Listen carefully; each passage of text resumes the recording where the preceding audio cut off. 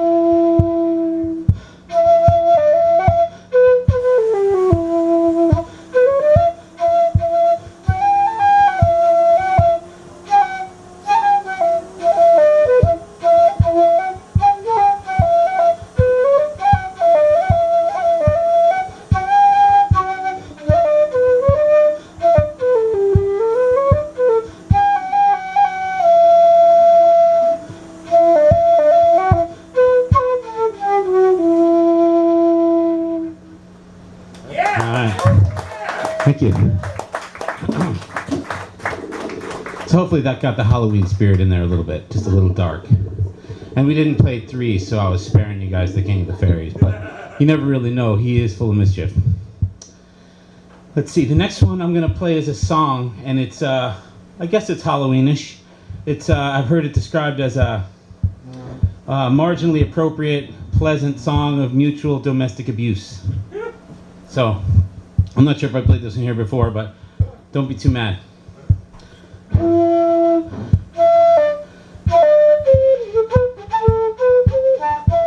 It's called The Wearing of the Breeches.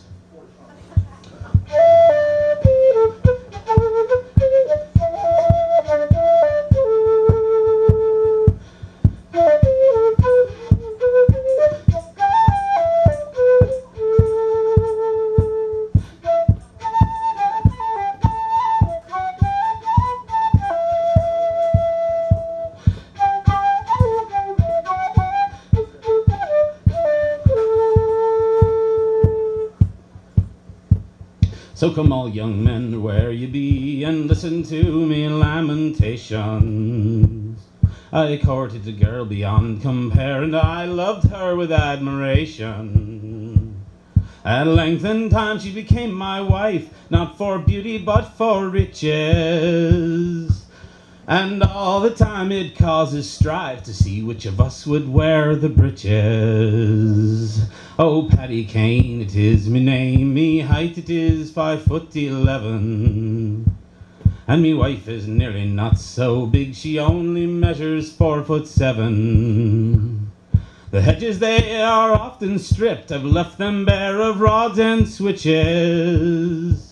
Her skin that's fair, sure I've turned black, but still she swears she'll wear the breeches. Well, I am a tailor to me trade, at cutting out I am quite handy.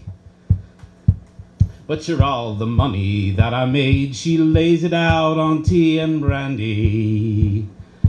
Now I do shout and bawl, there's nothing going but rogues and witches. Her head goes off times to the wall, but still she swears she'll wear the breeches.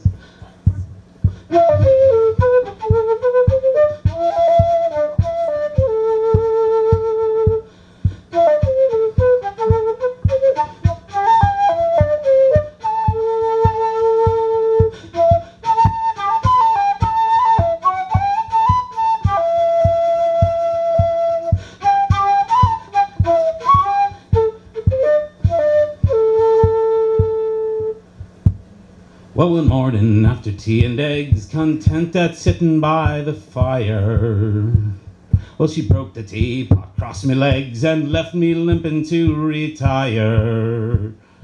Now I do shout and moan as I go hopping on me crutches. I'd wished I'd broke her collarbone the day I let her wear the breeches.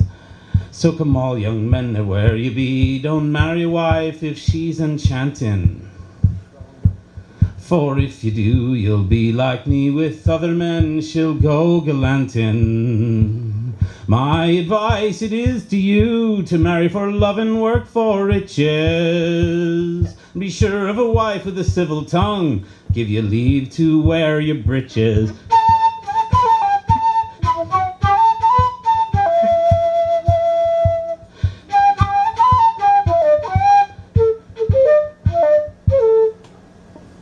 There you go. So it's a very old song, so I can't take credit. Maybe 1820 was the first time it was written down. So it's been probably a change of things since then. So let's see. I have one more. Better? Okay. So let's see. The next I'm going to do is back to the Halloween theme. There's a flute player that I admire who's passed away now, but he was attributed to a few tunes, but he always had a story involved with them, and some of them were kind of spooky. So the first one's called The Haunted House. It's a set of 3.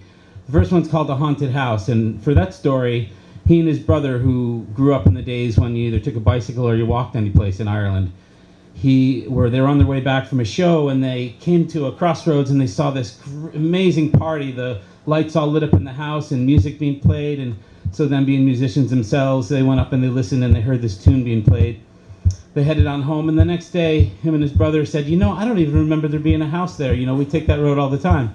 So they went back the next day, and the only thing there was ruins. There was no house at all. So it turns out it was a ghost party or a fairy party of some kind, and they really they can't even take credit for the tune, actually, because it was written by some ghost or fairy. So there's no copyright issues there, in case anyone's worried.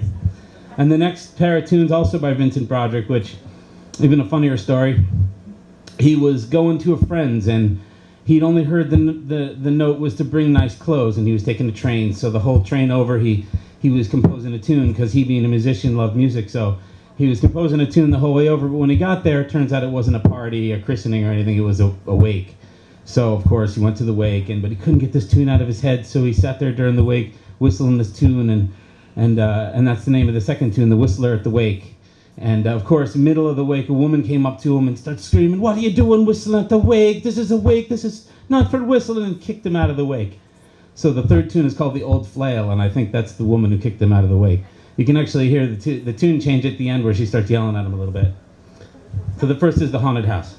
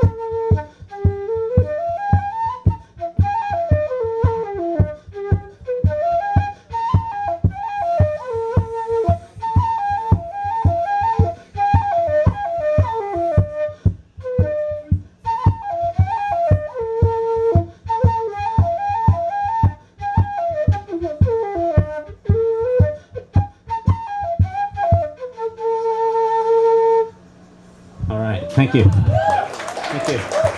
All right, so that's all I had for you. Are we all set? All right.